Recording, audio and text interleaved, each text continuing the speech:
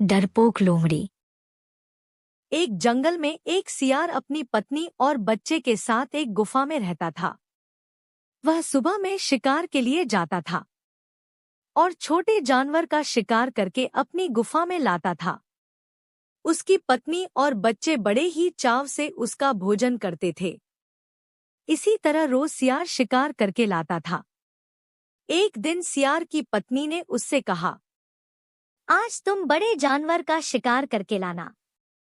वह सुबह में बड़े जानवर का शिकार करने के लिए अपनी गुफा से बाहर निकला और जंगल की ओर गया। वहां तालाब के पास एक हिरण हरी हरी घास खा रहा था। उस हिरण को देखकर सियार ने सोचा, क्यों न आज मैं इस हिरण का शिकार करके गुफा में ले चलूं। फिर किया था। जैसे ही सियार उस हिरण के पास गया, तभी हिरण ने अपने सींग से उस पर प्रहार कर दिया और वहां से भाग गया। सियार वहां पर पड़ा हुआ था। जैसे तैसे सियार उठ खड़ा हुआ और अपनी गुफा में गया। उसकी पत्नी ने जंगल में से जड़ी-बूटी लाकर उसका इलाज किया। सियार अब उठ भी नहीं सकता था। उसकी पत्नी शिकार करके लाती थी। दिन बीतते गए। अब सियार अच्छा हो गया था, लेकिन वह कई दिन से शिकार न करने से बेहद कामचोर और आलसी हो गया था। वह दिन भर अपनी गुफा में पड़ा रहता था। उसकी पत्नी भी उससे परेशान थी। बच्चों के लिए खाना उसे ही लाना पड़ता था। लेकिन ऐसे कितने दिनों तक चलता। तभी उसकी पत्नी ने उससे कहा, बस बहुत हो चुका। या तो आप शिकार करने जाइए या मैं ही दूसरी गुफा में रहने चली जाती हूँ। एक दिन उसकी पत्नी उस पर चिल्लाई। बेचारा सियार ठंडी जमीन पर लेटे एक बहुत ही अच्छा सपना देख रहा था। सियारनी के इस फटकार से सपने का कबाड़ा हो गया। वह अलसा कर उठा और शिकार लाने के लिए तैयार हो गया। ठीक है, जाता हूँ। लेकिन मनुष्यों की बस्ती की ओर न जाना। वे तुम्हें देखेंगे तो मार डालेंगे।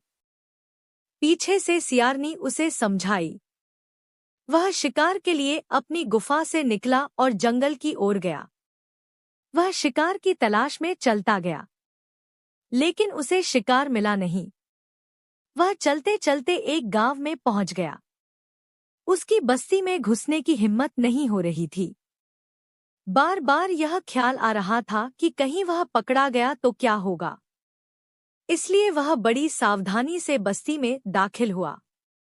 जब उसे महसूस होता कि खतरा टल गया है, तभी वह बाहर निकलता था। जब वह एक घर के करीब से गुजर रहा था तो भीतर से किसी बच्चे की रोने की आवाज आ रही थी। वह वहीं छिपकर सुनने लगा कि घर में कोई है या नहीं। कमरे में माँ अपने बच्चे को चुप कराते हुए बोल रही थी, चुप हो जा, नहीं तो मैं तुझे सियार की गुफा में रख आऊंगी। लेकिन बच्चा था कि चुप होने का नाम ही नहीं ले रहा था। सियार यह सुनकर खूब खुश हुआ। वाह, शिकार तो खुद ही मेरे पास आने वाला है, फिर मैं भला यहाँ क्यों खड़ा रहूं। जाऊं गुफा में जाकर आराम करता हूँ। यह सोचकर वह अपनी गुफा में लौट आया। अरे इतनी जल्दी ही लौट आए? शिकार कहाँ है? उसे देखकर हैरानी के साथ सियारनी ने पूछा। शिकार पीछे आ रहा है। आज मैंने एक मनुष्य का शिकार किया है। सियार ने अपनी शेखी बघारते हुए कहा। सियारनी को बात समझ में नहीं आई। वह उससे कुछ और पूछना चाहती थी, लेकिन सियार आराम से लेट गया और माँ बच्चे की प्रतीक्षा करने लगा।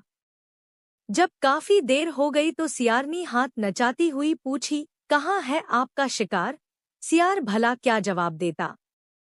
अपनी झेंप मिटाने के लिए वह मान से बाहर निकला और एक बार फिर मनुष्यों की बस्ती की ओर चल पड़ा।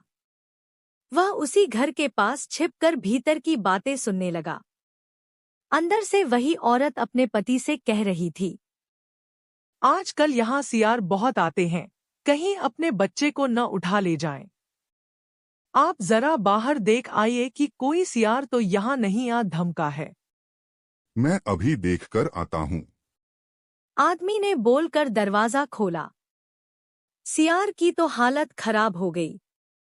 वह जल्दी से झाड़ियों में छिप गया। अगर थोड़ी देर और हो जाती तो वह जरूर पकड़ा जाता। आदमी ने बाहर आकर देखा। वहां कोई सियार नहीं था। आश्वस्त होकर वह घर के भीतर चला गया। उसके अंदर जाते ही सियार झाड़ियों से निकला और फौरन वहां से भागा। उसे डर था कि कहीं वह पकड़ा गया तो मनुष्य उसे जिंदा नहीं छोड़ेंगे। अपनी मांद में पहुंचकर वह सियारनी से बोला, ये मनुष्य भी बड़े विचित्र होते हैं। कहते कुछ और हैं, करते कुछ और हैं। क्या मतलब? सियारनी ने पूछा तो सियार ने उसे पूरी घटना सुना दी।